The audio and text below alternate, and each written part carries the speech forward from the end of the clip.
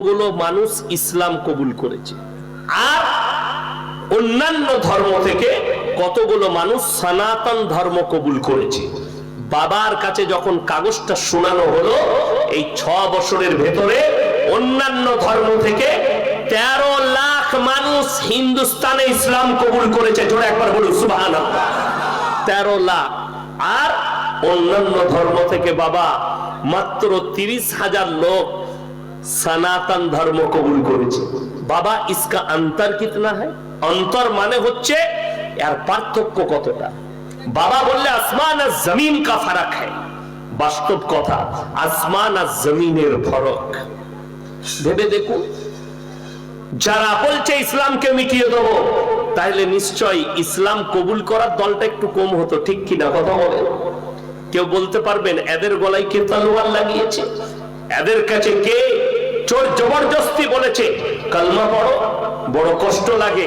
আমাদের দেশে কিছু গোবরখোর আর মুতখোর আছে, তাদের ব্রেনকে ওয়াশ করা হচ্ছে हिंदुस्तान में हिंदू खतरे में है। बड़ी दुख की बात है, प्रधानमंत्री जी हिंदू है, गृह मंत्री हिंदू है, सारे के सारे चीफ मिनिस्टर हिंदुस्तान का हिंदू है, सारे मंत्री हिंदू है। फिर भी अगर हिंदू खतरे में है तो उससे अच्छा किसी मुसलमान को प्रधानमंत्री बना दो, कम से कम मुसलमान तो खतरे में आ जाए। खबर बुझते পেরেছেন? সব যদি হিন্দু হওয়ার পরে হিন্দু ভাইরা খাতরাই থাকে, তাহলে কোন মুসলমানকে প্রধানমন্ত্রী করে দাও, কমপক্ষে মুসলমানরা একটু খাতরাই চলে আসুক। বড় কষ্ট লাগে। গুমরা 800 বছর রাজত্ব করেছে হিন্দুস্তানের মাটিতে মোগল সাম্রাজ্য, তখন হিন্দু খাতরাই থাকেনি। 200 বছর রাজত্ব করেছে ইংরেজের বাচ্চারা, তখন হিন্দু ভাইরা খাতরাই থাকেনি। আর এরা 15 বছর রাজত্ব না করতে করতে বলছে হিন্দু খাতরে में आ गया। बात तो वो नहीं है, बात है जो ये कह रहा है वो या तो गबरखोर और मूतखोर है। अगर दूध पीने वाला होते तो ये बात नहीं कहता। ये मेरी दुख की बात है। बड़ो कष्ट लगे। बोलते ये मौलवी लोग तो गोश्तखोर है, गोश्त खाता है। ये अल्लाह का कृपा है कि हम गोश्तखोर मौलवी है, हम गोबरखोर नहीं है। ये अल्लाह का रहम है हमारे लिए कि हम गोश्तखोर मौलवी है। ये अल्लाह का कृपा है और अल्लाह का शुक्र अदा करता हूं। सब भाई बोलूं अल्हम्दुलिल्लाह। हमरा गोश्तखोर बोलते हिंदुस्तान में गाय काटनी बंद होनी चाहिए। मैं कहता हूं और सारे उलमाए दीन यही तकरीर करेंगे इंशाअल्लाह। गाय काटना हम भी बंद कर देंगे, लेकिन मैं अपील करता हूं हिंदुस्तान में 7 कंपनियां हैं जहां से एक्सपोर्ट होती है गाय का गोश्त, पहले उसको तोड़ दो। আমি বলেছি দুঃখের বিষয়, মুসলমানরা যে গাইটা জবাই করে আমরা যে গরুটা খাই ওটা হচ্ছে গাই মাতা, আর যেটা বিদেশে এক্সপোর্ট হচ্ছে ওটা হচ্ছে সৎ মাতা। কষ্টের বিষয়। मुसलमान गरु खेले गाय काटना बंद होना जरूरी। ये मां है और कंपनी वाले तार मध्य 5টা কোম্পানি হিন্দু ভাইদের, 7টার মধ্যে তার মধ্যে একটার মালিকানা হচ্ছে আরএসএস এর একজন এজেন্ট। গায় প্রত্যেক দিন 1000 এর বেশি গায় জবাই হচ্ছে তার কোম্পানিতে, আর বিদেশে গোশতগুলো এক্সপোর্ট হচ্ছে। ভারতের পৃথিবীর মধ্যে দুটো দেশ সব থেকে বেশি গরুর গোশত এক্সপোর্ট করে, তার মধ্যে 1 নম্বর ব্রাজিল, 2 নম্বর ভারত পৃথিবীর মধ্যে। তারপরও অপরাধকার মুসলমানদের।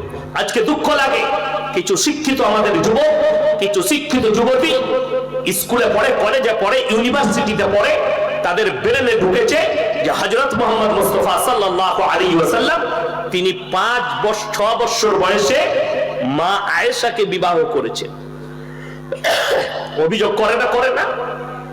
অভিযোগ করছে। নূপুর শর্মার হারামের আওলাদের অপরাধ কি? নবীজির বিরুদ্ধে অভিযোগ কি? এই নূপুর শর্মা के अल्लाह के रसूल ने, मोहम्मद ने 6 साल के आयशा से निकाह किया और बलात्कार किया। जोरे बोलो नाउज बिल्लाह। हमारे रसूल को तुमने बलात्कारी कहा, আমার নবীজিকে তুমি বলছো বলাৎকার করেছে? নবীজি সাল্লাল্লাহু আলাইহি সাল্লাম 6 বছর বয়সে বিবাহ করেছেন মা আয়েশাকে।